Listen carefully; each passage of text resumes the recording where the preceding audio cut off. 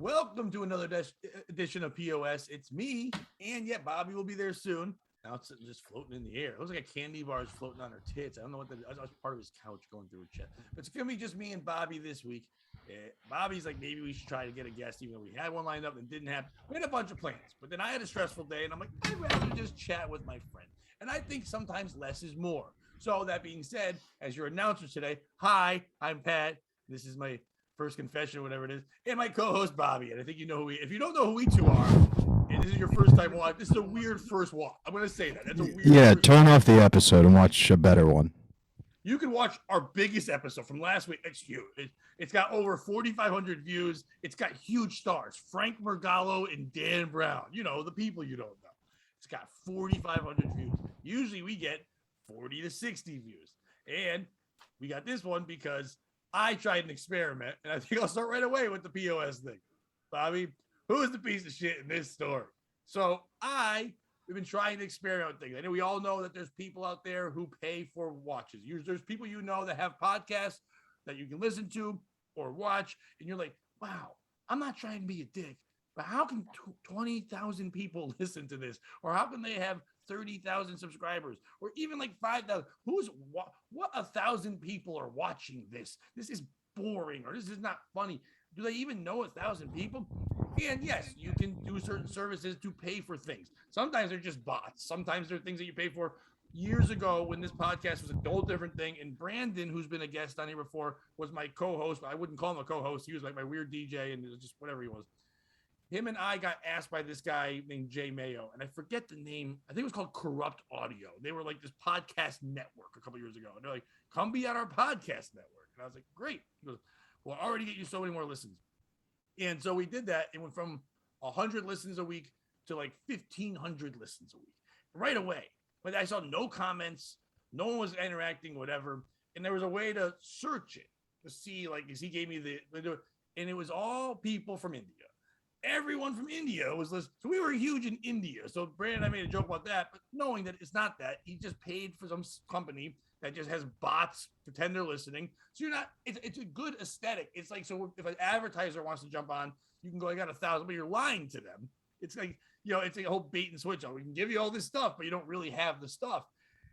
So there are some groups and some things that you pay for, and they will slowly get you things. Now, one I used one time to get us more subscribers was one that if you pay a little bit to a service, they have a company, so a couple people go out there and they make up accounts in demographics and areas and algorithms that go to the people that would listen. So for us, it's like white men who are sad or something, whatever it is, they find them and they go, you'll like this. They tweet and push and comment all about the podcast, and then people go find that and then subscribe and check it out. It was a natural growth that was happening. We've actually noticed more people subscribing, more people commenting, more people viewing. So then there was a thing in the same company I used sent me a thing last weekend and said, special deal, like 30% off if you try like one other thing. So I was like, oh, I started reading down. You could get Instagram followers. You can get Twitter people. I'm like, I don't want any of that. And it said views. So you can get 5,000 views for one video for $30. So it sounds like stupid. We're like, you know what? This is just dumb. Why don't I try it? Now, I didn't know if it meant for one video or like they would spread it out through a couple. So I said, fuck it. In the way the subscribers work, it slowly happens because they're really subscribing. So it's not just all at once. So the episode we did last week, the one that was out there with Frank and Dan, was not a good episode. We had fun. At the beginning, you can even hear Bobby say, hey, let's start over. And he tries to convince us all to start over. And it wasn't because of Bobby or Dan or anybody. It wasn't a bad episode. It was just an episode. Out of all our shows, it was our normal elements. We had fun. I love Dan. It's great to have Frank on. We always have a good time. We can joke around. But it wasn't one that people would jump to for any fucking reason. I look at my Sometimes in life, things end up the worst because everything's so good that it just falls to the bottom. Yeah. That's not why this was our worst episode. Right. Yeah. It wasn't a beautiful train wreck. It was just a fat lady's shoe was untied. Like, you're not noticing her fatness for a minute, and you're noticing, oh, her shoes untied. Then you look and go, oh, she has cankles. Oh, like, oh, those shoes are bad. Oh, the heel is really smushed. It's because she's so big that shoe is taking a beat. Like, you're not noticing anything good, but the more and more you pay attention, the worse everything becomes. Then you look at her face and go, it'd be pretty if there wasn't so much jelly on it. Like, it's one of them. And you know what? For people out there, it could be a fat man too. Fuck off. I don't care. Or a third Z, whatever, trans fatter. I don't know. So anyway, so all of a sudden, within 4 hours, I look at my phone and it's at 1,500. Okay, we don't ever get 1,500. We've got the one episode we have that's been skyrocketing is the one with the Amy Tits, whatever her name is, and that's because I think she has some kind of algorithm thing. Because I can't imagine everyone's just looking to. I can't believe that many people would just go watch us because she has tits. Like she didn't show her tits. It's just a show, but she has a huge following. So either way, I'm not shitting on her. It was a good move to have around that time. Dan Brown ain't tits. Frank is tits, but it's not the tits you want. He's the tits you deserve. So anyway, I look over an hour later and it's at 1,800. I didn't look at it for a day. I go, this is frustrating. So I go, you know what? Here's what I'll try to do. I'll move the videos. I had that one as the key one, subscribers and non-subscribers. When they go on YouTube, that pops up right away. Let me move that one with the other one we did that week with Glessner and Emily and see if that gets some of the rub. So we have two great videos episode that look like that. People go, wow, thousands of people watch. That'll be a good move. I'll get something out of this fucking phony shit that I'm throwing out. Because by the way, these 1,000, it'd be different if people are like, new to the show, or I like this, or that sucks, or whatever. No comments, no nothing, just views, which means to me, no one's really watching. And if they are, they're doing it just enough to get the credit for the view, like a minute or two, whatever it is. You can look on YouTube and see how long views go, and people see watching it. We get a decent amount. Our normal views, if we have a 60 or 90-minute show, people watch at least 30 to 40 minutes in, which is a lot when you compare to like people stop and start again. When people start with us, they watch us. So we get like that views, we get it. It was like 1,400 views, 2 minutes viewing. You know what I mean? So it's like they were barely getting into it. And so then I wait 4 hours later and we're at 4,000 fucking views. And I'm like, oh, this sucks. Because if you looked at this, you go, what is this episode? Why is this so much bigger? Why is it so great? And then if you got drawn to it, and no offense to them again, that's not the show we want you to watch to say that's who we are. There are shows that we have that are amazing that I want to put up there and say, this is the one, say, we got some great fucking episodes. And you put those up there and you would want to put that, but because it only has like 35 or 48 views or whatever, people see that and go, must not be any good. Because that's how people are. They just want to see the beginning, but they just want to be part of the popular party, which sucks. I'd rather grow. The whole time is we want to grow this base that we've been starting from nothing and growing and getting better all the time. So I guess what I'm saying is, who's the piece of shit in the story? Is it me for trying to do something and then making me look like the people that I hate? The other shows that we've talked about, them. Some of them have a guest on this show here too, where they have shows and you're like, what the fuck is this? You know what I mean? Like, from everything, from reverends to bank robbers, or anything that could be on there, all kinds of shows. And they all have views that you're like, where's that coming from? Is it me? Is it these companies that do this? They know they're just stealing your money, but it's so entice. It's got to be like when people pay for like cam sex or like OnlyFans, which I've never done, but I know that you're like, this is just throwing out money for. I guess that has more of a payoff at least, because at least if you want to look at, I mean, you can go on porn for free, but it has more of a payoff. But what I'm saying is, they're there to know they're taking your money. You're not going to get out of it what you wanted. Is it you, the viewer out there right now, not supporting what could be one of the better shows that's out there? Bobby and I are killing it. We're funny. There's shitheads out there that you support because they have tits or they're popular or they're somewhere else. Is it you for making me have to whore myself out to weird things just to get a little love? Who's the piece of shit in the story, Bobby? It's not the viewers who are watching who are not the problem. The people that you just talked to are actually here. They're on board, baby. Right, but if they told their friend, we have some great supporters. Once again, Smokey, every week supportive. We were going to do this fun Patreon thing this week, and we were going to have Bobby was kind of like, well, who are we going to get in there? By the way, the ones that were going to be on, and I had to stop it because I just wasn't in the mood. Smokey, Keller, which the two of them alone would have been fantastic. And then and I was going to hit up my brother and have the three of them on. I think that would have been super fun. And we're going to do something like that soon. Anyone else watching wants to be involved in that, let us know. If you get on the Patreon, we're going to do one. I just knew I was exhausted from a long fucking day where I just wanted to do one show. And I didn't want to I didn't want to put in a half-ass show for our awesome listeners. The ones like them, Keller, constantly telling people, go watch this show. It's great. Smokey advertising us like crazy. My brother telling people, our true fans aren't the ones I'm talking to. I'm talking about the casual, I'll just watch it to see if Pat mentions me because I'm in Connecticut comedy and he might talk shit about me. Or I wonder if Bobby's going to mention me because I go to the same open mic as him sometimes. And he lets all the other guys from other podcasts in our area go on, but he doesn't mention me, so fuck him. How come he doesn't have any of the women from our area on? That shit. So some of your women comics out there have messaged me like, I'd love to be on your show. I'm like, you're from Bobby's area. Talk about it. But I don't say that. Dude, let me know. I just don't know as many people. No, and they can honestly, tell and no. They just know I know this is off topic, but like literally, I just invite people who I'm friends with or who have given me opportunities along the way. And like I could go through every one of the people who I've hit up. Like Mike O'Donnell, went to see one of his shitty bar shows, and he threw me up third at the open mic, so I didn't have to wait till the very fucking end. And I knew that wasn't random. He put me there. You know what I mean? Like little you things and like I that. That's the same way. You have the ability, very much so, through Compound to get.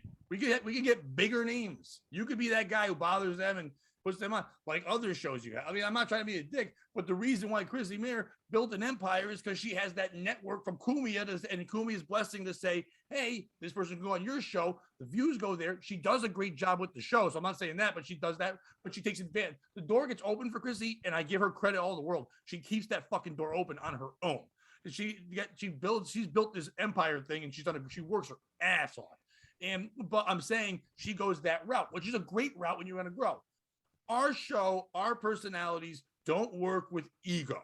It doesn't. There's certain people like when we have Gino on, I fucking love Gino. But Gino also knows he can just be Gino, and we're gonna kind of scrap what we do.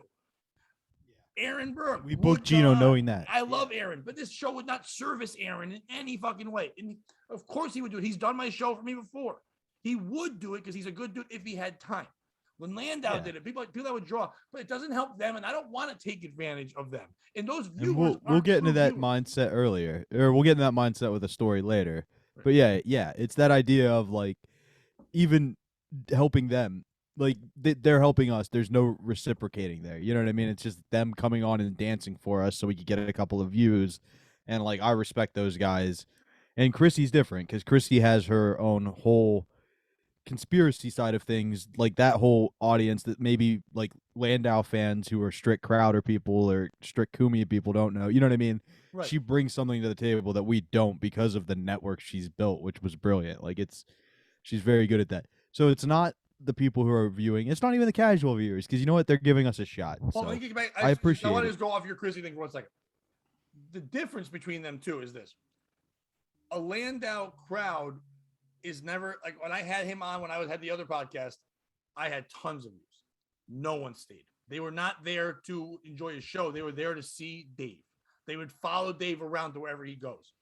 Chrissy has built this network of people that are supportive of people that support Chrissy. Whenever I've had her on, I've gained new listeners. I've gained new followers in all Instagram because they're used to supporting things. So Chrissy goes, they're cool. Then you become cool. The porn stars that we've had on and I've made jokes or whatever all came from Chrissy and me being on the show and her saying he's a good egg type shit. She does that for people more than anybody. And she would come on here every week if we asked her and she had the fucking time. That's her. Absolutely. That's her personality. She knows we wouldn't be taking advantage of her because we're friendly and it's fun. But like same thing now with the way she's grown, I'd feel like you'd be like, I don't know. I like her doing her thing. I want to try to build the same way she had. We could do that, but we don't. I choose my friends. I think Dan Brown is funny, and no one else in the world gets the chance to see how funny. We've tapped into people that know this area don't get to see that Dan. We've shown people that Dan. I like doing it. My friend Frankie Hill, when he was on Howie Mace, the people like bring Frankie and something. And then the one dude, I don't think Ray's performed a comedy show ever. What? I don't think Ray's performed like a paid comedy show ever. Right. For stand-up. I know improv he has, but like, you know what I mean? Just taking guys we like and we're like, hey, yeah, you want to come try it out? Come out here and have some fun. And like part of the reason Emily's a newer comic to the scene. I'm not getting anything comedy like most of them know me as the older veteran who's not really around anymore. And they're like, oh, it's cool just to be on. And I have other people hit me up like that and they want to come on. Or people have podcasts. I never do it for trade or anything like that. We do it because we love it. Yeah, and it's fun to hang out with those people. So it's not the viewer. No. It's not the subscription service because that's just capitalism. As long as there's a want, there's gonna be somebody to fill that want. And like the Cam Soda thing you said, right? Right. Or the OnlyFans. Part of that is like the American hustler dream. Mhm. Because part of you deep down thinks maybe I could ball my way out of this, right? Like there are so many guys who are like, if you just gave me one shot to talk to that girl, that's all I need. And that's like kind of that shot. And that's so it's not that whole dynamic. It's you. Yeah. And I know it's we're like organic vegetables, baby. We might not grow as many, but what we grow is strong. We've got a strong fan base. It's growing organically well. And it's not the exponential growth either of us wants, but we'll get there naturally, buddy. Don't worry about it. no, without a doubt. And the best lessons I've ever learned in life are from failures. The more older I get, the more I learn that. And if I sit there and just get, here's the thing: I know that when people pay for them, they're not organic, they're not what you want, whatever. But there's always that thought in me, like, well, maybe some of these are real. Maybe some of these people are doing this thing, and I kind of wanted to prove it wrong. To be honest, I'm happy because a year and a half ago, at the beginning of COVID, when all my gigs were gone, I couldn't afford $30 to throw away for some dumb thing. So in weirdness, I felt good to go. I can just spend 30. It might not seem like something to a lot of people. I was so fucking broke with everything I went through in life, with all of my shit, all my personal shit that fucking went to hell, my jobs, everything that went to hell. $30 was life changing, and now it was just like I'll throw it away at fake Indian bots and see what the fuck happens. So if anything, that felt good, and I learned a lesson from it. And we're trying to learn this thing all the time. So I proudly take on the piece of shit for that one because I wanted to see. Because who knows? What if it only got like a 500 viewers, but they all started commenting? Who knows? It wasn't gonna happen. But what if they did? And I wanted to learn that it wasn't gonna happen. Do you think? What do you think? Do you think if there was like a podcast about movies, right, that used this service, do you think the Indian people watching the videos would watch longer because they'd be like, "Oh fuck, Bollywood sucks," and then they'd actually turn into subscribers? Yes, I think that's happened. I also think happened. I think there's one about movies, and it talks about movies nobody would watch. And the weird thing is, they're not exciting movies. Let's just say they're not exciting movies. And then the two people that talk about it are less exciting than the movie, which is hilarious. So that's kind of funny when you do that. It's like it's like you're doing a thing that everyone does because you think you're the goat, but you're not. You're just a guy watching movies. You're not. You're like a mini goat. You're like a goatee. And so it's not a good thing to do. I'd rather do something that we do, like a specific thing where we every time someone hears what happens before every show, when we say to a guest, you go, here's the breakdown, here's the show, and 99% of the time they go, oh wow, what a cool format. Oh, that's different. I never thought of it that. That's pretty cool that you actually have a format and you're not just yelling out things like everyone else. I don't know. Maybe Siskel and Ebert did it first a long fucking time ago for podcasts. You're gonna talk about a scary movie? Whoa. I never heard of that one, Mystery Science Theater 3000. It's a fucking, we can do that too. We can put up a movie someone fucking likes and then sit there and just go, hey, you know that movie you all love? Hey, you know you all loved Caddyshack? We just get 80-year-olds to fucking watch us and go, I do. Let's talk about Chevy Chase and Rodney Dangerfield and their chemistry. That's not fun. We're just being a store. When I have to do classic rock every week, the reason why I'm basically being phased out of PLR is because, and it's not a bad thing, I'm just getting bored of it. I know I am because they're hiring new part-timers.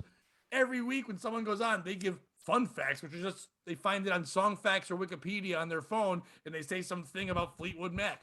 I make a joke about them or kind of some dumb thing. And I've learned things about the band, so I try to make it fun, but also make my own unique take on it. I could just be the cookie cutter guy and everyone's going, he's talking about Kiss. I like Kiss. Therefore, I think I like this guy. But you don't like me. Those aren't my words. It's not your movie, asshole. You never wrote the movie. Now, if you ever acted, maybe that'd be different. You're a shitty movie guy. I'm just saying hypothetically.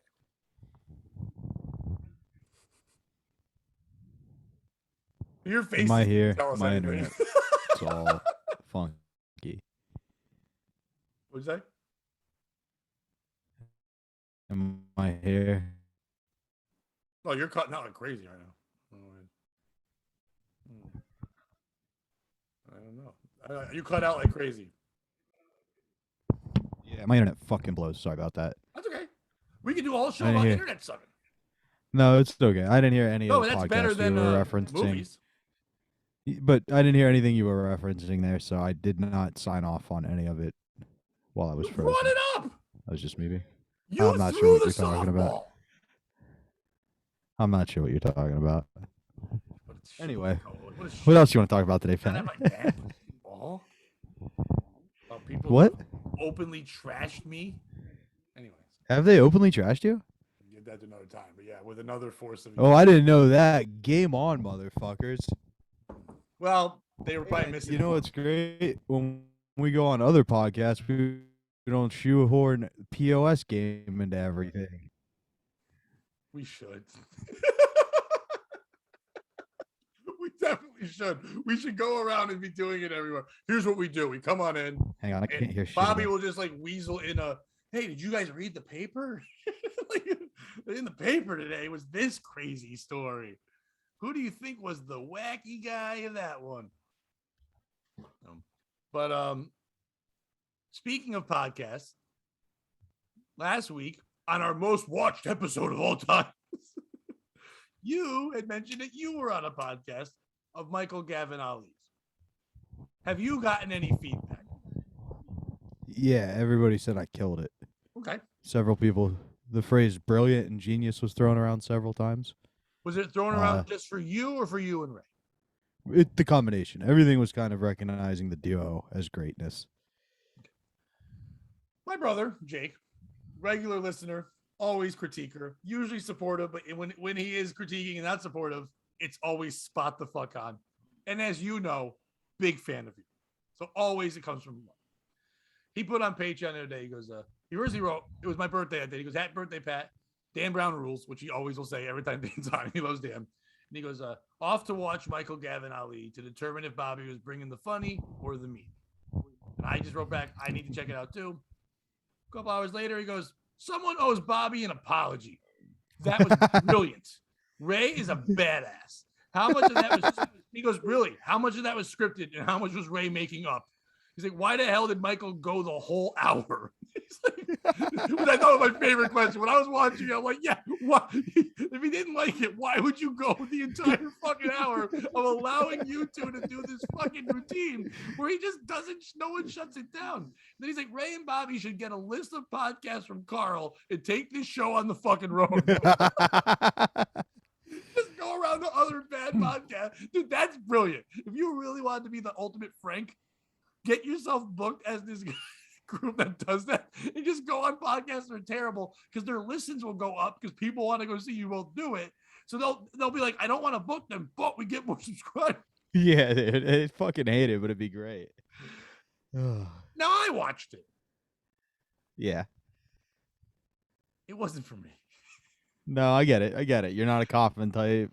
I appreciated what you guys did, but it was just, I felt bad for Michael at the beginning. And then what's his name? I forget. The producer, the wonderful guy. Chris Rinchick. Chris Rinchick is a great Rare Air guy. Production. I've been Shout on the him show out. once, but he's messed before. He's a great guy. And I know what I appreciate about him being a producer of all that stuff, he doesn't get heavily involved. He lets them do their thing. He just helps people that don't know how to podcast. That's what it seems like to me. People that don't have the ability, I don't say know how to, but don't have the ability, don't have the equipment or just the time, their personality. I think he does the Strong families, right? He does theirs. He does the Strongs. He does Larry Bea. He does basically people who Levy? No, Bob Levy's a different place. Okay, I wasn't sure. Yeah, Larry, it someone may like be that over too, there now. Actually, it may be on Rare Air now that you say that. But I thought he did Rare. So I'm sorry, but basically anybody who wants a plug and play podcast where you show up and go, "This is what I want." He's very good at that. Or if you don't really know what you're doing or what you want, he's good at guiding people and kind of figuring it out. Like when Michael Gavin Ali was launching his podcast, he was coming to me a lot, and I said, honestly, the person you want to go to is Chris. Like he will guide you. So if you're listening at home and you're thinking you want to start a podcast, hit him up. That's gonna cost you. Yeah. It's not free. The problem is when we say that, they all go, "Oh, he'll just do it." No. He's a brilliant guy who has talent.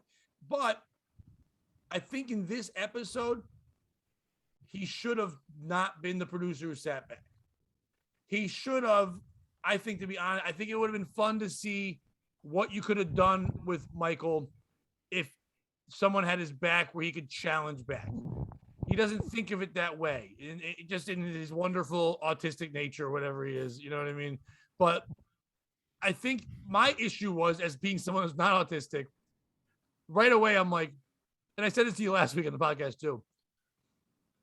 Why would you believe that you had a skewer problem that was so bad that you couldn't speak, but you're doing podcast? You're not in a hospital. You had a thing jammed through your mouth recently to the point where your tongue nerves would be so shot you can't speak. There's no injury. Why wouldn't you show us the wound? The first thing I would say is like, dude, stick your tongue out. Can I see the hole? Can I see the hole in your mouth that happened from a skewer? Or something like that. And then the simple fact that you and Ray weren't even in the same room or facing each other at any time. Ray didn't have another monitor that he showed where he's seeing you do symbols. He's just like telekinetics. Just learn. There were so many holes in this fucking thing that Chris should have been like, bullshit. Or Chris should have come in and said, hold on, Mike, don't say anything. I know what you're thinking, and done it back at you.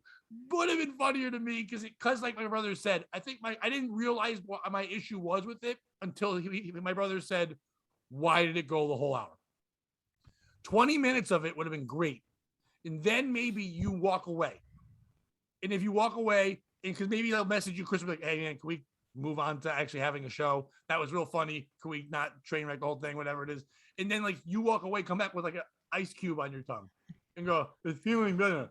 And then you kind of do it like now kind of talking, but maybe Ray is still interpreting. And then you're fully talking, but Ray's still interpreting what you're saying now that you're fully talking, but he's saying something different. You're like, yeah, so Michael, I love this movie. I think that movie's the best. And he goes, he hates song and dance routines. Like, it's not what he said at all. Like, I don't know. It needed change for the hour. But that being said, I'm hypercritical on shit. That's just how I am. If I just watched that podcast for the first time, like my brother said, I wouldn't want to watch Michael Gavin Ali again, but I'd want to watch you. You know what I mean? I would want to see you. Do you understand what I was? Yeah. Oh, I get it. Yes, was definitely. too long for me. Oh, no, I know. But sorry, my internet cut out again. But what I was saying is, do you get what I was saying when I meant that was the most entertaining we could have made the podcast? Like, if I had sat back and done a straight interview, I don't think I could have gotten to that level of humor. And just to defend Chris real quick, I'm guessing, without giving anything away, he may have been aware that certain people on the podcast were going to do certain things and would walk away if certain things were over. So he may have been privy to some of the information, if that makes any sense. That makes a lot of sense. And as long as he had Michael's back.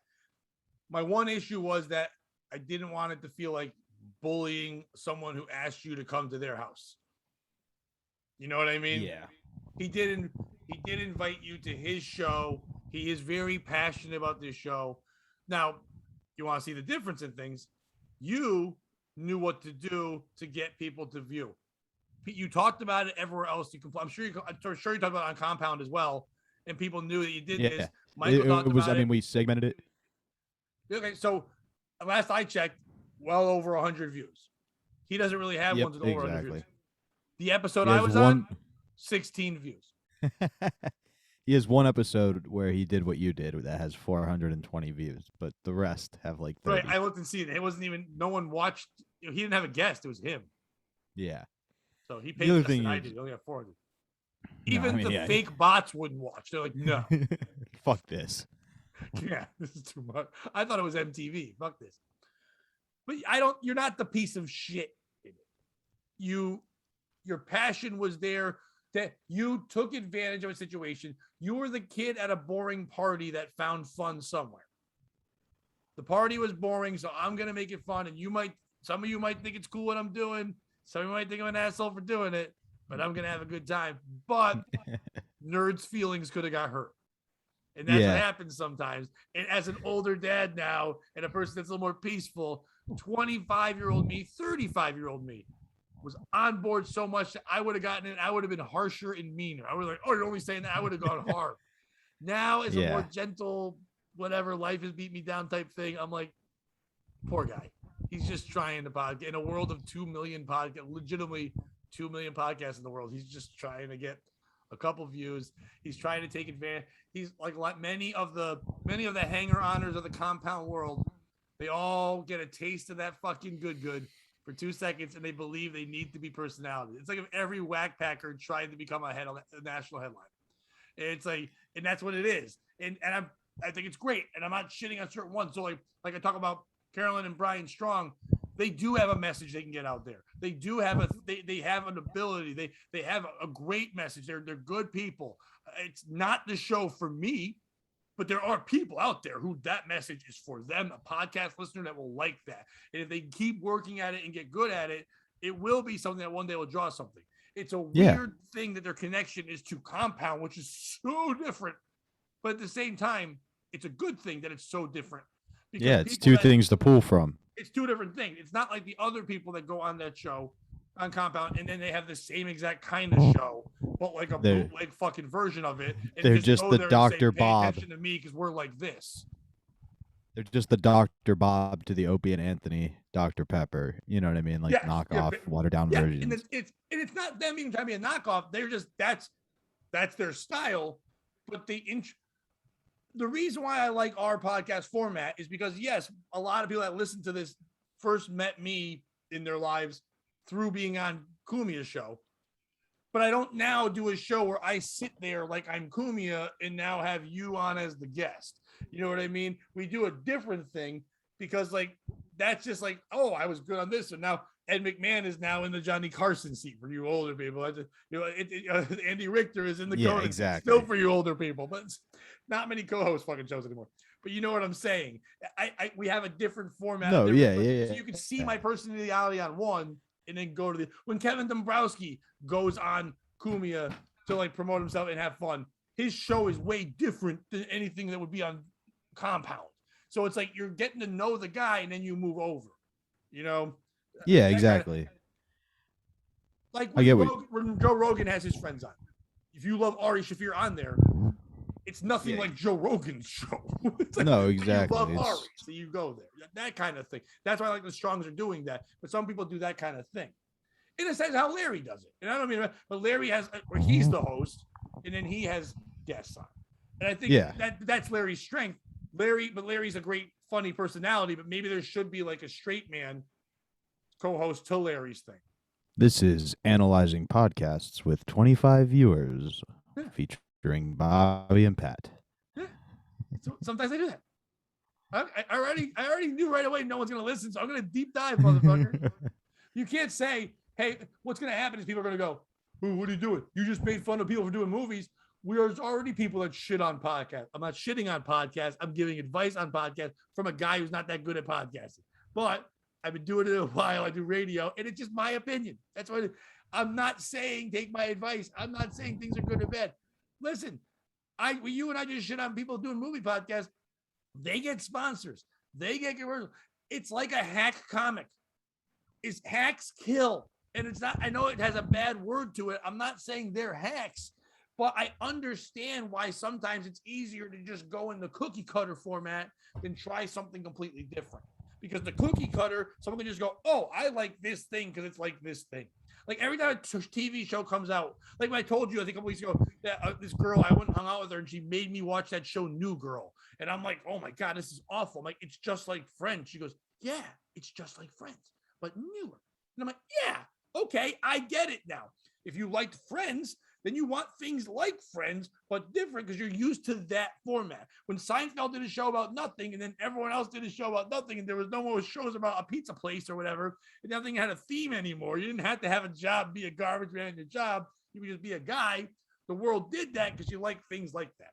Hacks go up and say, how about this thing you did today? You're like, I did that thing. I know that thing. That thing's great.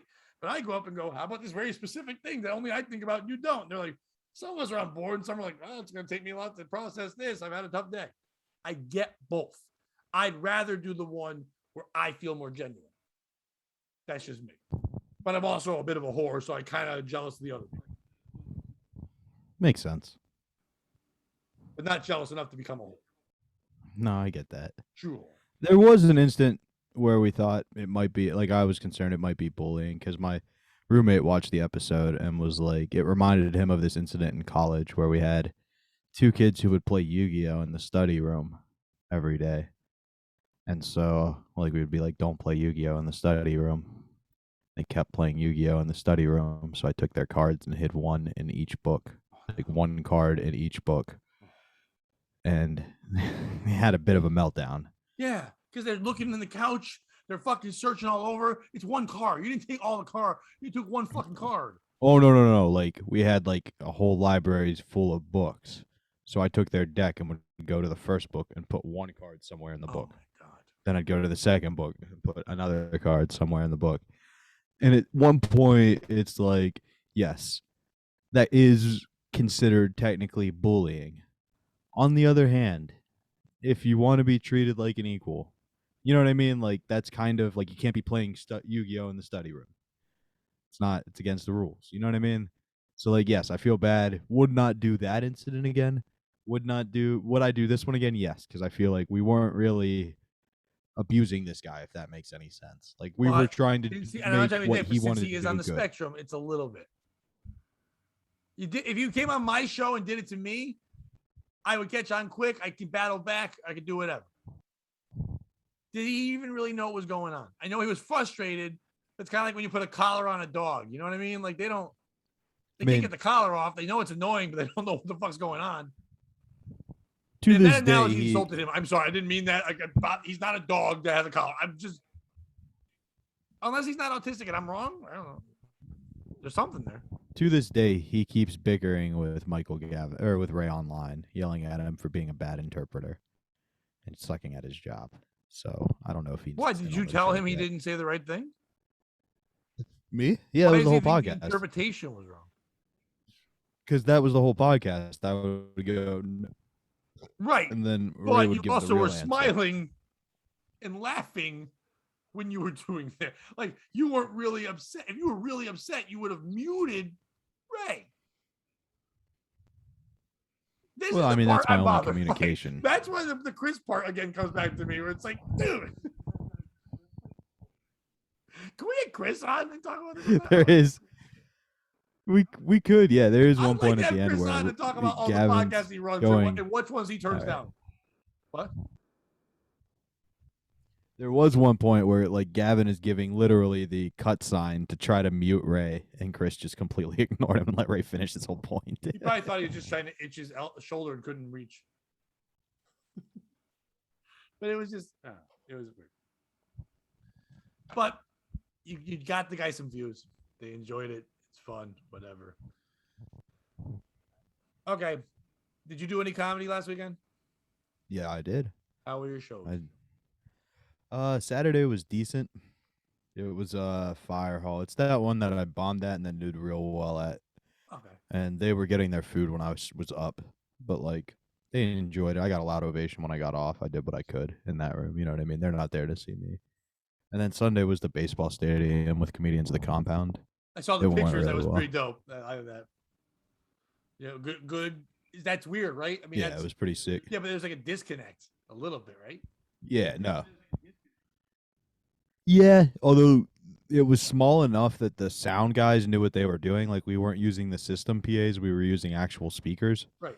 So there wasn't the delay feedback or the echo as badly as, like, it would have been if we were just doing full PA system. And then, like, Peyton St. Clair took her top off and her pussy out. So that was fun. In the stadium? No, she got kicked out. Oh, okay. But, like, no, when I meant disconnect, I didn't mean, like, the audio. You know, like when you do a show and you're on a stage and then they have, like, especially COVID time, they did this, but a lot of times they'll be like, instead of the seats being right on top of the stage for you, they're literally 10 feet, 10 yards, in this case, 20 yards away. It feels weird as a comic to not have them right there. And if they're sitting back farther, I'm guessing they were in stadium seats, right? And you guys were set up closer to it, but you're not right there with them. It's an odder feel as a comic. Yeah, I mean, what Christy did is she hopped off stage and just walked right to the edge of the field, so she was right there like you would be at a normal show and just did it that way. Nice. And that was pretty dope. Like, that was a cool rock star move. For me, yeah, it's awkward, but at this Your point, act like you doesn't call said, for that. You can't walk yeah, around. I don't need that intimacy, and I've done enough COVID shows that like literally my opening jokes usually like it feels like we could have fit some more people in up front here because there's always that weird 20 feet of space. You know what I mean? I Don't kept running up to get beer because we were in the dugout, and like the one usher who clearly had special needs was like, "Hey, you're the beer boy," and I was like, "Yeah, yeah, yeah." And then I went up at the end, and she was like, "And you're a comic," and I was like, "Yeah." She was like, "I thought you were just the beer boy," and I was like, "No, I do both." And she was like, "Anthony told that girl to take her tits out," and I was like, "Yeah, Anthony told that girl to take her tits out. Anthony's a bad man." Speaking of him, I know he's, Oh you boy. know, he's beyond natural. And he's just one of the funniest people there is. You know what I mean? So like he just naturally is funny, and then people always forever made the thing he's the funniest non-comic there is in a sea of comics, whatever. But now he's doing stand-up. When it's something like that is not that set up, like I said, a small room or bigger, what you're saying. Everywhere else you guys are performing is a stage with the seating right and the lights, and you're outside now. And I know he's done live events. Does he go back into Anthony, the radio guy who's doing a promotion, or does he try to do stand up in that setting? Because he'd be more natural to be the guy who's like, I'm entertaining you motherfuckers, but these are the real guys. Because I know Bird could go up in any setting. There could be a tornado and he's gonna crush. So it's like, what does Anthony Yeah. do there? Yeah. That's a great question. Anthony goes up and does comedy and kills. Like it almost for him, he almost phased into like podcast mode where he just wasn't worried about the audience's reaction. Like he was just talking, like it was thoughts off the top of his head, and then they would laugh, and he would pause and be like, "All right, what do we want to talk about?" You know what I mean? Like he's between the virus tour, Just for Last Montreal, and being in all those cover bands over the years. He just has a natural stage presence where he doesn't feel uncomfortable on stage. It might not be doing comedy that he feels necessarily so comfortable about, but it's hard to make that guy feel uncomfortable, especially when he knows. Like all he had to do if he got into trouble was be like, "Let's go, Brandon." You know what I mean? And the whole stadium would go nuts. Like, The because here's the thing, like Anthony, even though yes, he's done other things at times. When I first, not comparing the two things, but just because the both worlds are just opposite, I did stand up and then I tried to do radio. The hardest thing for me wasn't remembering the ads or doing this thing or that.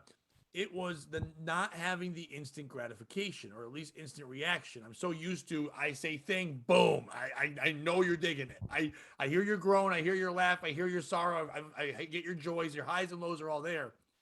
It's crazy how good morning show people get all like, why are some morning shows so hacky and wacky? Well, you do all that because you're making everyone else in the room feel like there's constant laughter because you don't know how to handle dead silence. The yeah, true stars are people who can say something and know that you're in your car laughing and not have the fear that you're not.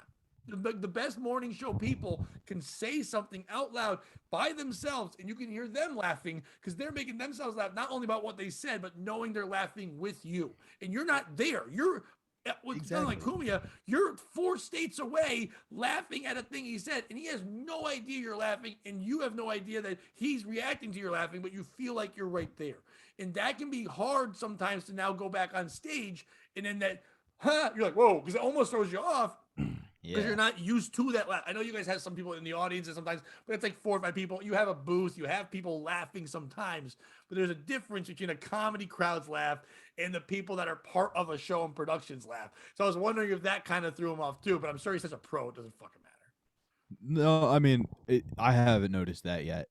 Now, he had done like 4 or 5 by the time I started kind of getting to be a part of it. So Yeah, but who they're not knows like what he was like? you could do 4 or 5 in a week. Berg can do 4 or 5 in a night. He's doing 4 or 5 in 2 months' time, 3 months' time. So it's really not even like doing it He's doing new material.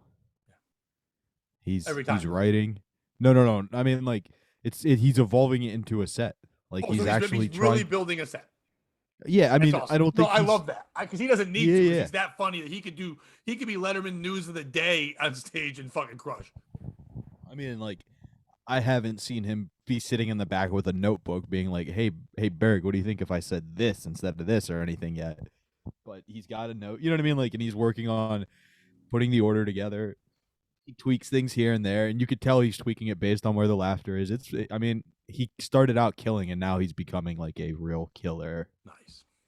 I like that because he's that funny, and it's dumb that he has to do that. But I just hate when people lump in him and Opie, and then they're like, no one, people that are fans of Compound and are fans of Anthony don't do this, but like the casual person who knows their name thinks they're the same thing, and every time that guy tries to do something that has anything to do with humor, he can do it. He's just naturally funny. When people say a naturally funny person, yeah, if you're just at a like.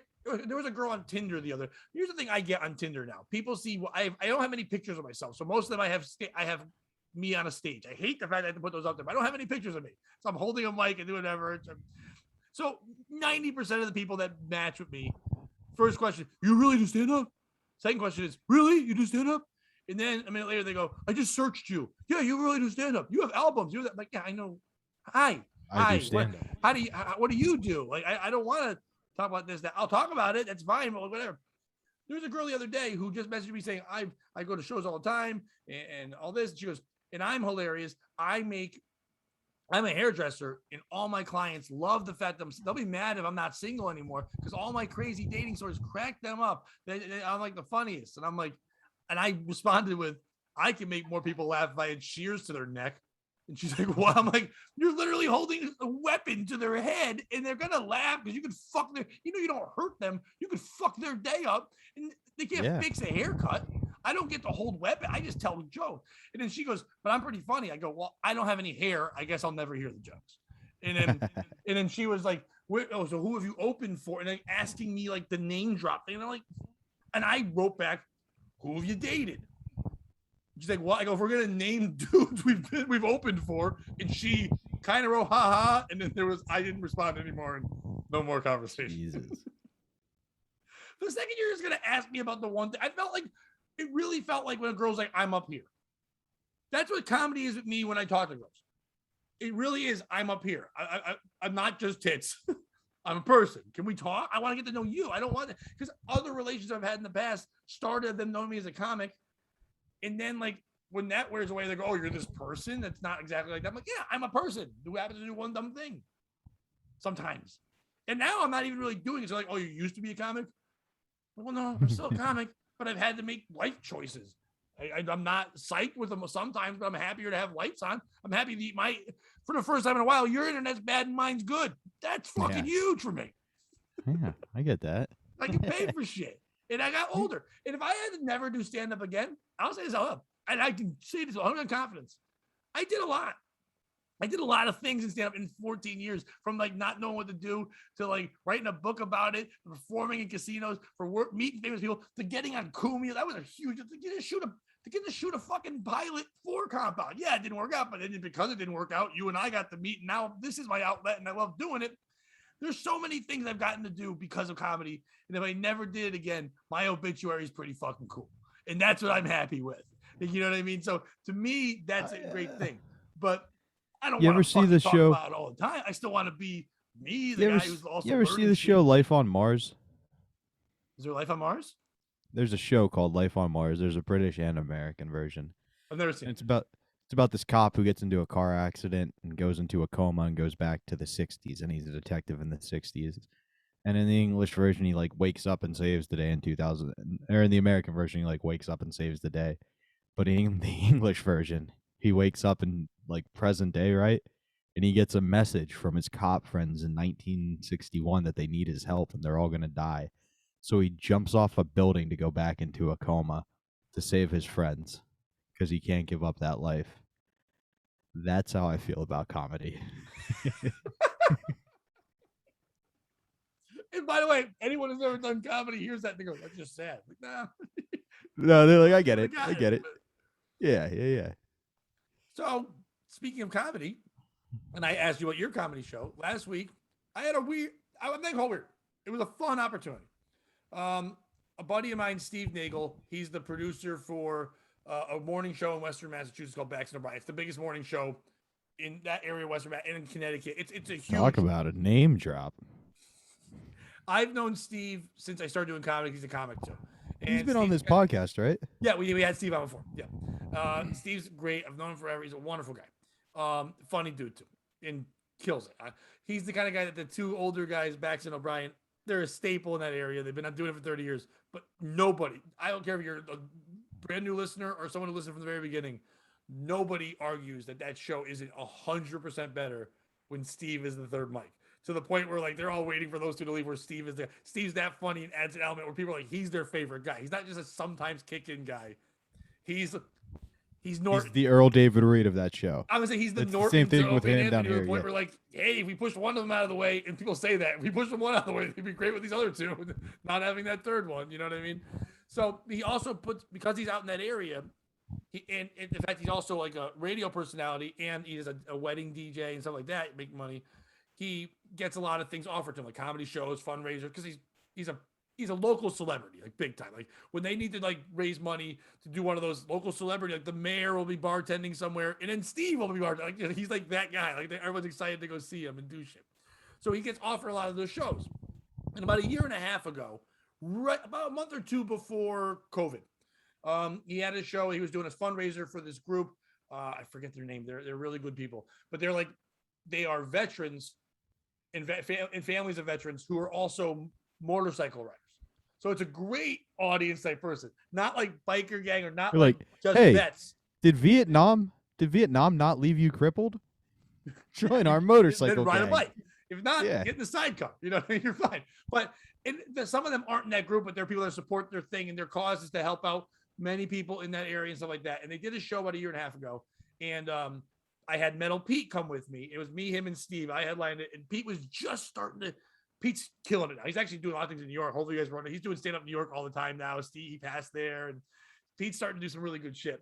But Pete was just starting to get into his groove of, I'm a giant guy, but I'm also bisexual, and he wasn't learning how to do it yet. But so I was trying to get him more stage time so he could do that. And he would overthink. He saw these people in the crowd. They're gruff, they're bikers, they're white trash, whatever, from like that part of Massachusetts. And he's like, they're not going to be accepting. And they did like him a lot. And he just still wasn't sure, whatever. But it was a great show. I headlined it. It was a fun crowd. Steve's a dirty comic, all that stuff. They couldn't do one the next year because of COVID. So now this year they were going to do one, and Steve was going to be on the show, and he got two other comics to be on the show. Then Steve found out he had something else, another thing came up, and he couldn't make it. So he messaged me and said, hey, I was just going to be the middle act. The show's already got a headliner booked and a host booked. They love you. I kind of want to make sure someone's there they know. Do you mind? And I don't care about what spot I'm on, especially if you're paying me. So I was like, and he's like, and he actually paid me out of his own pocket. He's like, the middle money they're going to give is not worth it. And he paid me more than I should have gotten probably anyway for that spot. But he's like, go on up. And I said, can I bring Dan Brown? Because I need a ride up there, but also I want Dan to get, I'm always trying to get Dan more stage time too. And so he's like, yeah, you can bring him. And then I saw on the flyer that it was a good friend of mine, Christine Blinn, very funny comic, but this was going to be her first time ever doing 45 minutes as a closer. And she's been doing it for a while, but never was given the opportunity. It definitely has the ability. She's funny. She's very likable. She's a fun person that goes drinking. She's single in her early 40s. She's a teacher. She's got all that thing that relates to fucking everybody. Her jokes aren't for women. They're for people who like to laugh. Like legitimately is a funny person. You watch a guy for the first minute go, lady, and 2 minutes in laughing and forgetting it's a lady. You know what I mean? And the women aren't like, the men like her. I'm mad. Like they like her. So I was excited to see that. And I saw the host is the guy who's open for me before and also middles a lot of places. So he's the host. I'm the middle. She's headlining for the first time. So like, I was excited for it. She even messaged me and said, I didn't know you were going to be middling. Are you sure? I hope I'm not insulting you type. I'm like, not at all. I've known her for so long. I'm like, I'm excited that I get to be your first opener. And she's like, that's cool. And I was very happy to do that because whatever, it was fun. We go and do the show. It's got a pretty good, not sold out, but close. 100 something, 120, 130 people. Nice crowd, whatever. A lot of them were there the last time I was there. Tim goes up, does his thing. He's funny, but he's blue collar, so he's doing fine.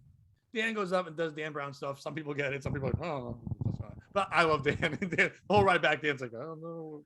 What did I do wrong? Like, I know these people don't think. They're white trash. I'm very easy on the non-thinker, and he's not. So, and then I go up, and I'm now doing, I'm used to doing 40, 45. and I'm doing 20, and I wanted to really tighten the Big Lots shit I was doing. And I mean, barely any crowd.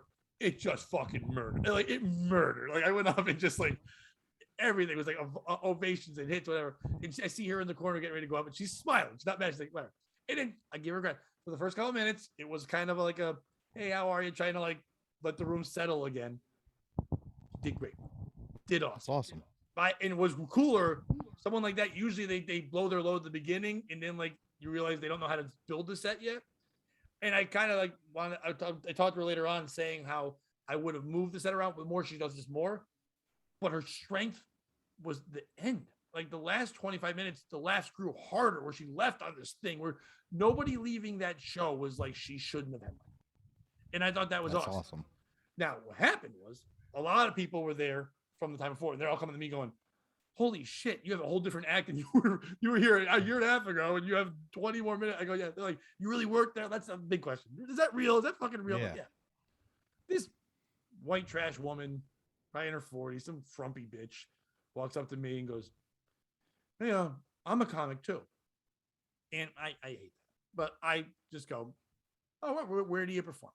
She's like, well, I'm an open mic person in the area. So I'm like, oh, what open mics do you go to? Cool. I mean, couple here. Where are they?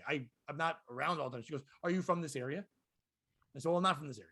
And she goes, oh, well, I was watching you, and maybe you were pretty good. Like maybe someday you could maybe headline. And then like it's that thing where you like want to go, bitch. I do, but like you appreciate the newness of someone trying to be naive, but you're like, what is this conversation trying to get in?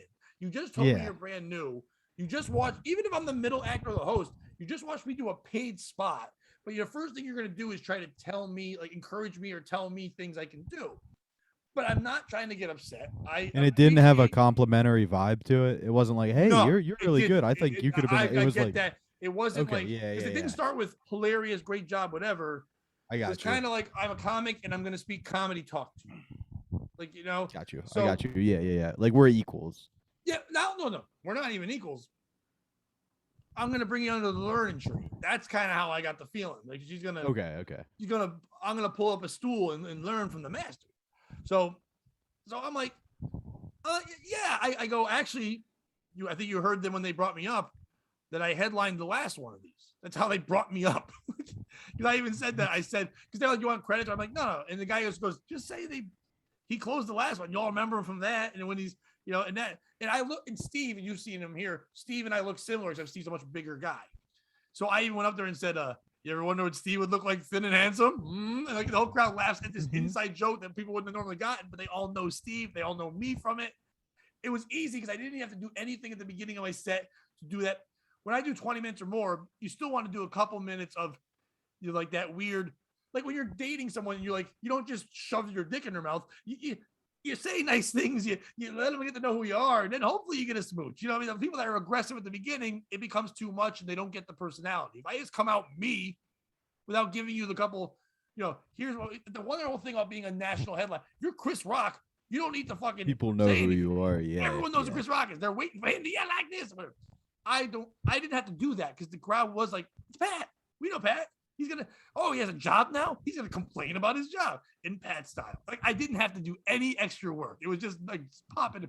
Like if you show up in Hot Water now, you can just be Bobby because we know Bobby. Bobby pops on. We know what Bobby's going to say, how Bobby's going to act. We know how Steve's going to act when he bumps in and does whatever. You don't have to premise things anymore. And it's a wonderful feeling when you can just be yourself without any. Yeah. So I had just done that and did it fine. And she says to me, she goes, so you don't really work at Big Lots, right? And so I do. I just literally talked about it for the 20. And I even said to her, be weird if I didn't. Yeah, there'd be a lot of Big Lots material. She goes, yeah, but she goes, you can tell me that was a comment, you just made that up, and she like denied that. I was like, no, I worked, and she just goes, yeah, it was almost believable.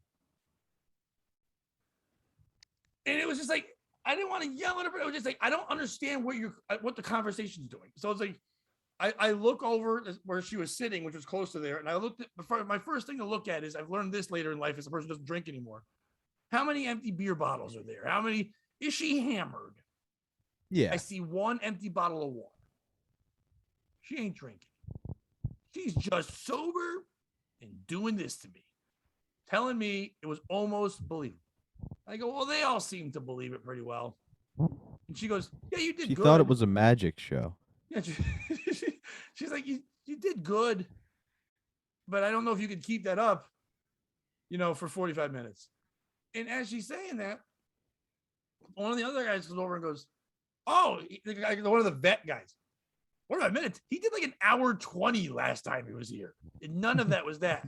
And she goes, oh, and she's like, why? Was there no other comics? It's like everything that she was saying was just like, there was no like, but she didn't go over to Christine and say, she went to Christine and was like, amazing, wonderful, great to the host. Great job today. Even Dan, like, hey, you had some thinkers out there. It was just, for some reason, had to walk up to me and do this. And I just said, should maybe we'll perform together sometime. I go, probably not. No. Probably not. But okay, good luck to you. I go on Facebook. I do my normal thing whenever I on shows. Hey, thanks for everybody for coming out. It was fun. Great performing with all them. Thanks. Fundraiser, whatever. I tag them. Had a blast. She writes underneath, the lady. I look at her. She goes, you all did great. Christine, you were amazing. And it's like, it was my post. It wasn't Christine's post. You all did great. Christine, you were amazing. But like, why write that? And I know it sounds like nitpicking, but like, you already had a weird vibe with me. Go on her page and write that thing. So I blocked her. I think that's the only way to handle it, right? Like, I'm not going to yell back. I don't think she meant anything. And we're going home, me and Dan. And Dan's like, I was kind of saying, like, that was weird, right? And he's like, yeah, upset. Like, I get it. I guess I'll learn a lot about what kind of comic she's going to become, because I know comics, when they first start, they say dumb shit. They do dumb shit. And a year from, I remember when I started off, I would have certain assumptions of things. And then a year later go, it's so silly that I thought that was that, or I talked this way, or I've gone with other comments and said, my bad. They're like, no, dude, you were new, you didn't know, whatever. It's like, everybody has to get that learning. I hope a year from now she meets one to me and goes, my bad, yo, my bad.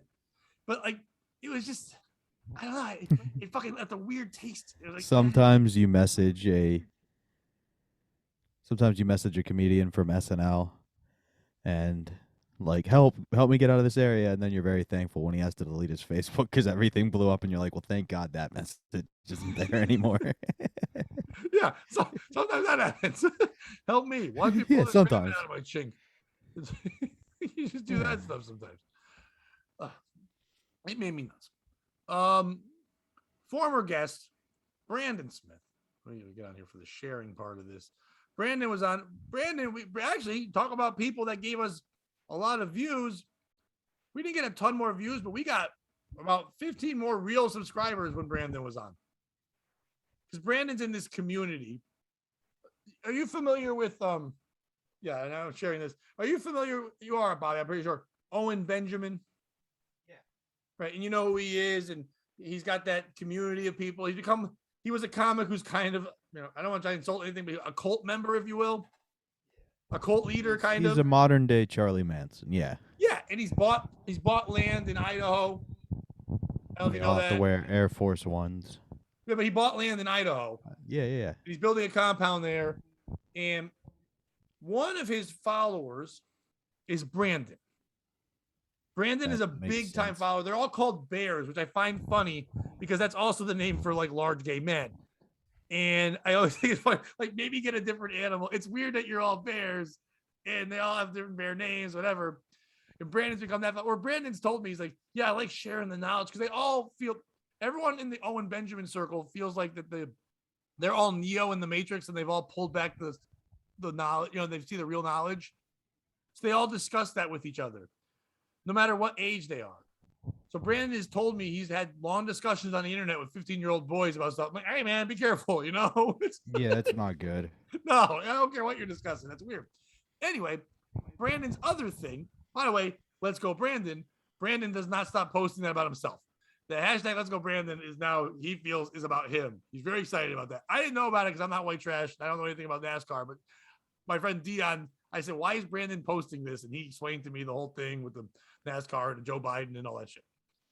Anyway, Brandon's other love, besides being in a cult and also being a cult, a guy who does conspiracy type things, whatever, is tarot readings. And if you can see what I'm sharing here, this is where you can't see what I'm sharing. Oh, I can see what you're sharing. I don't like it. This Brandon, this is what Brandon's doing tonight. It's over by now as we're talking. Brandon is doing live. First of all, the great Brandino is the worst. He's doing live tarot readings. And I guess some comedy he's saying, but like him telling you, would you go into a bar if you saw Brandon and then sit next to him and let him read your tarot cards? No. Okay. I love Ashley. Ashley is great. Ashley Marie Thornton or whatever her name is that does the 6 tarot card readings, right? You know who I'm talking about? No. But okay. Lovely. She was the one that Ski Mask like went after a bunch or whatever. I don't know anything about it. Oh, that girl. Oh, she does tarot readings? Yeah, so she does. I had her on my show, and that was what everyone said. My old show, worst interview. I thought she was great, but everyone's like, she just froze up. She's a nice girl. She's incredibly nice. She does tarot readings for 6, Gino's cat. And I get tagged in a lot because I have to watch Gino's Psycho Cat. It's the work of the devil. Okay? If it works, it is the work of the devil. And if it doesn't work, it's a giant scam. You tell me which is more likely. Either one's not a good option. Now, I've said this many times in many different ways. I believe in beliefs. If something helps you process, I never get mad at what you do. But I do get mad when there's money passed along. Brandon, knowing Brandon's doing this all for free. Brandon loves this. Brandon's not charging anyone. This woman here. By the way, I put this picture because I saw this one here. Look at the picture carefully. Do you notice something? She's smiling, and there's a kid. Look near her. There's a kid. There's a child, which, by the way, then look down. I don't see the body. Did Brandon conjure a spirit? There's just a child's head there, and there's no other part of the child. Maybe he conjured a young child. I don't know what that is, but look, do you see a body? No, it's a ghost baby. It's just a ghost baby. Like a ghost baby and a ghost baby. Like both ways. I believe in beliefs. Have you ever dated anyone that's into the tarot stuff? Or the horoscopes or all that shit? No. I have. Not that they're super into it, but it's something like, now I know you've shit on me going into therapy and things like that. I was about to say, I guess this would be a good alternative to therapy. Right. And I know people have done this alternative to therapy. And also paid money to have their cards read and things like that. At the end of the day, therapy helps me get through shit. If card readings helps them get through, the difference is that when a therapist, I know you think one thing because you don't go, but a therapist has never told me that something's going to happen. I've never been told something's going to happen, and I know that it's out there and people say, at least my therapists have never once said, this is why this happened. They let me figure those things out, and they're just there as a guide. They just literally listen. That's why I like it. If somebody was that way and tried to treat everything like a Da Vinci Code, then I wouldn't be into it. I don't like when someone's like, well, this is going to happen to you now because you said this and this. Well, because the moon's here and this is there, this is going to happen. They can say to you, I would like it more if they were like, hey, if you keep this outlook in life, then these things could happen. But if you keep your mindset like this, a negative way, then you might not be open to those things. That works. But to say because cancer's in retrograde, whatever the fuck words I don't even know what those words are. But if you say that then definitely avoid people that were born this time. That's kind of crazy to me because you're making people make decisions that they don't even really need to make and they're not going to be open to shit. So I combine that with going to a bar and getting drunk. That's got to be a weird night, right? You're drinking and then you go to a bar and Brandon's like, sit down here and let me tell you what your future is. Usually if you're drinking in the middle of the week, I know it's Thursday, but like nearly it's not weekend.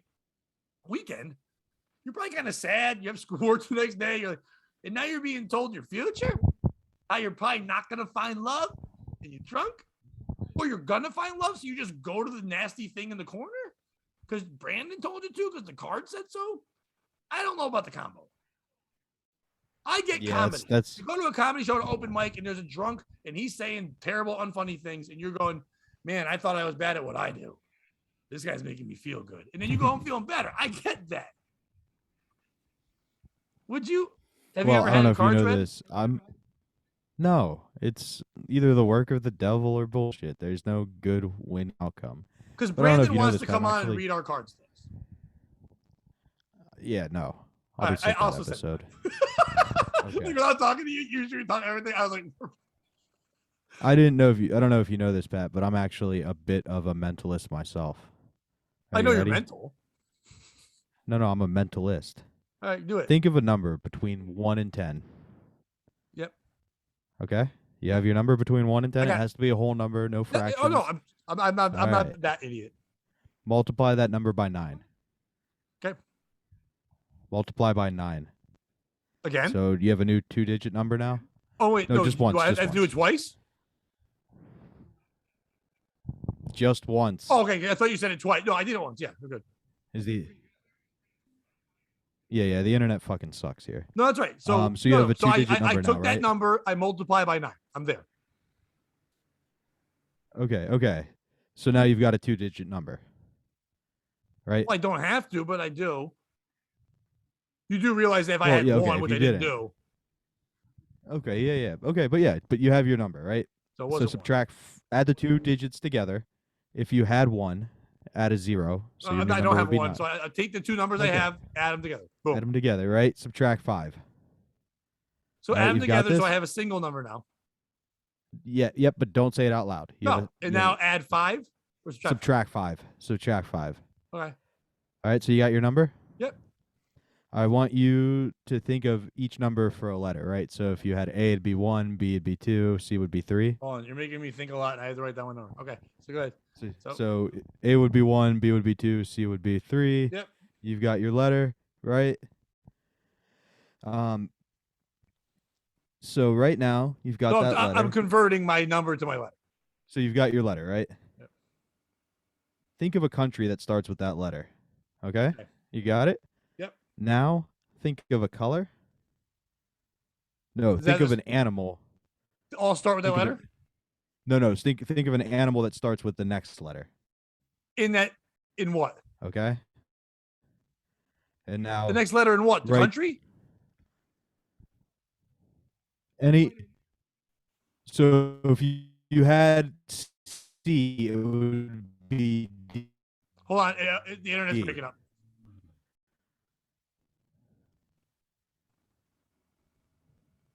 Can you? No, it broke up for a minute. So here's what I'm confused. I only have one letter.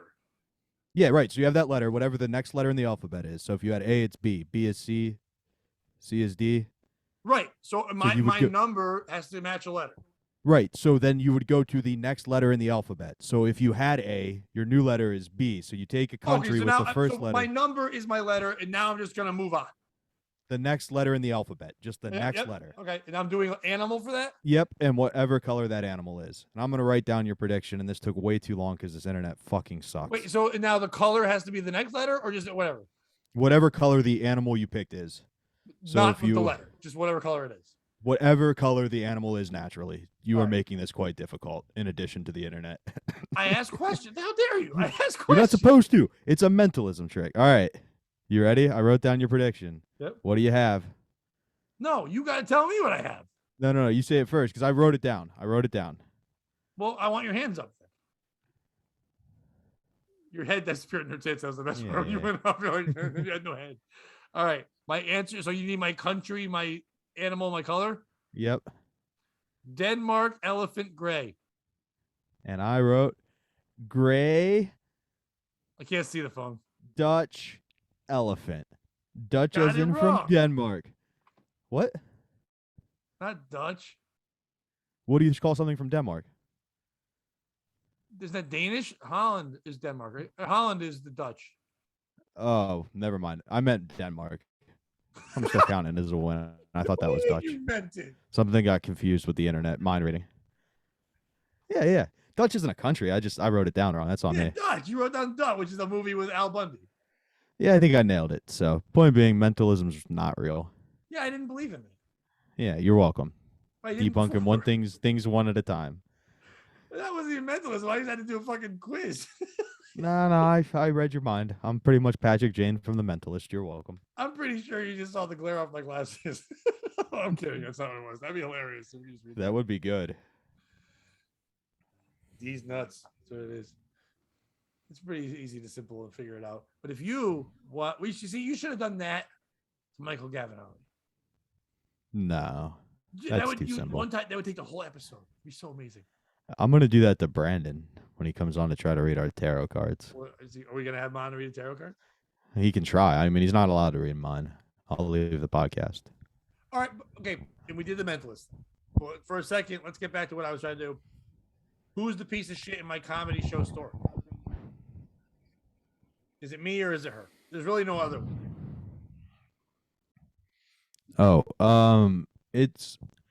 I didn't yell at her. I didn't act like a dick. I didn't say anything wrong. So I didn't trash her, but blocking her, or should I just let all that go? Or do you think she was a piece of shit for just even being that way? Because I wouldn't have been that way when I started. I'd say some things, but I wouldn't have done that. I was too in awe of what they were doing to try to do that. I would have asked questions, but I never would have done that. Yeah, the only thing I would have done differently than you is probably asked the other comedian if she knew her. Like if this is one of her good friends, and that's why she's trying to be so supportive. I think she walked away for a second, and I was like, "Do you guys know her?" Like, no. She just I have no idea what she is. No one did. Then yeah, I mean, I probably wouldn't have blocked her. I would have probably just muted her, so I didn't have to ever see any of her stuff. And then like if is she there needed a mute on Facebook? I don't know. I haven't been on social media heavily lately. You know what I mean? Like, yeah. I don't use anything else. But that's what I would have done. Something like that, or like an ignore button, or there's a snooze for 30 days button. You know what I mean? Something like that. Just be like, all right, you're in a timeout. Me that day. So she's now gonna know you blocked her, yeah, which is just gonna get a rise. I was done with the intent. I don't ever block with the intention of not knowing. I'm not doing like, haha, take that. Just like, not wanted here. Yeah, exactly. That's why I might have just snoozed her and seen if she learned her lesson in 30 days. You know what I mean, or something like that. I don't know. Learned a lesson. She was looking for my response. But she was definitely. She definitely was the piece of shit. Don't get me wrong. Like, you don't do that. I'm choosing in my world now to make social media, for me, social. Like, the more and more I think about social media, social means socialize, to have fun. Like, would you ever go to a party for 5 days straight and not sleep ever and just be at them? After a while, you'd just be like grumpy and angry at the world. That's not social. That's torture. If someone's on Twitter every day for 48 straight hours, every for 2 days, nonstop all the time, what are you being social with? You're just going to be, I like to now pop in, pop out. Here's the thing. I do a lot more of just checking out other people's shit. If I like you, I like what you're doing, I like something. I don't really post much if it's not about our shows anymore. Maybe a little here, a little there. I find something fun I want to throw up. I don't really do the thing where here's my thought, now I'm pooping, whatever. And I was caught in that world for a little bit.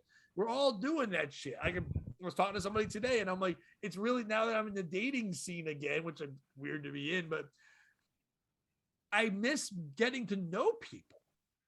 Because like you don't need to now, because everyone feels like they have to go, here's what I think the thing I posted today was something like, I want to find out naturally you're a Wiccan who makes cakes with your dead grandma on it in like shoes made out of like, like wicker and whatever. I obviously don't want to know that shit, but I can learn all that shit by scrolling down. But I'd rather eventually learn that, oh God, you're scary. I miss those days where you can have conversations all night. You can't do that anymore. No, it's bad. Everybody feels like they have to present themselves. You have to know everything about me right now. And then if you really look at things, when people go, why do old couples last 50, 60 years? You don't see that now happening anymore. It's because their whole lives, they got to kind of know each other more. Not that they did a lot, but there was a constantly conversation, because especially if you're 50 or 60 years married in, maybe you only knew each other for a week or two. You're like, all right, let's make a family. You didn't even know each other. You just got married and did it. But nowadays, it's like we know everything about us so much. We're posting constantly. And because we post constantly, now we feel like we have to text constantly. So instead of like the old couples where it's like, I'll see you when I get home from work, hon. Either male or female, doesn't matter which one. I'll see you later. And you didn't talk for 8 hours. And then when you get home, you talked about your day. You talked about your thoughts, your experience. And you had a nice conversation and you went to bed. And then on the weekends, you made that time to get to know each other as people more that way all the time. Now it's every thought you have is on the internet or in a tweet or in a text constant. I'm having a sandwich. Oh, you don't usually have that kind of sandwich. You're already fighting about things that there's nothing left to talk about. And I missed that.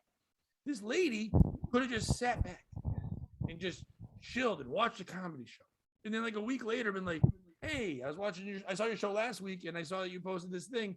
Can I ask you a question? Is that real what you were talking about? I'm like, yeah, it was. Yeah, Like, something like that. How do you Yeah. write about life experiences? I'm newer to it. They're like, hey, I talk about this. Is that kind of cool? That'd be a fun comedy talk. Sit back, learn. And not even just saying learning from me, but I like to learn from everyone. I like to meet people who aren't like me.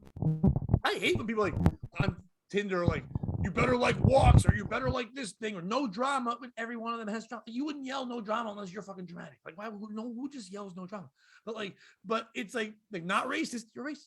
But like it's like it's a dumb thing. But like, why would you put these things out there? Like, you better be like this. I don't want anyone who does things I do. I do those things. I want to learn new things. If you do different shit, I want to get to know that. Even if I don't want to date you, I still want to learn about different things in the world all the time. That's more fun. Yeah, that makes sense. I do Shut think your dumb social media is comedy killing mouth us. and fucking learn, bitch. You got any stories? Anything fun? No, I think that about does it for this week. Yeah, because I was happy because that means I saved all the real stories for the next time. I had all organic Nice. us stories. This is just Check out the Eastside Dave show with Roy Harder. All real quickly. Some people might be going, well, I don't know if I like this episode. Well, you know the people don't like when I read? Didn't read once, anybody. Didn't read. Yeah, you like that shit? Didn't read. Do your plugs. Sorry, my internet's fucking terrible, so I hope that was good, and I bet it was very entertaining. But I No, I just said I didn't read, and I was proud of myself for not reading. So check out the Eastside Dave show with Roy Harder every Tuesday at 7:30. Follow me at Bobby_Tambero. I'll tell you where I'm performing. Hey, if you're not a bot, follow us on YouTube. We got plenty of bots. We don't need those anymore. Go check out the Dan Brown Frank episode. It's got 5,000 views at this point. Check out any other episode. Literally any other episode. And this one will probably be on YouTube because I think we're only going to do one this week. We usually do more. And if you're on the Patreon, you're going to see some girls, and you want to be on an episode, we're doing that soon. It's going to be fun. I know Bobby's like, I'm not sure. I think it'll be fun. We're going to do it in PO. It's not going to be a meet and greet where we all just yell out dumb talking heads. We're going to do a show, but you guys get to be involved in it just for the Patreon people. I think it'd be fun for everyone else to kind of experience it who just watches it. And besides that, follow me on whatever dumb things I'm on social media.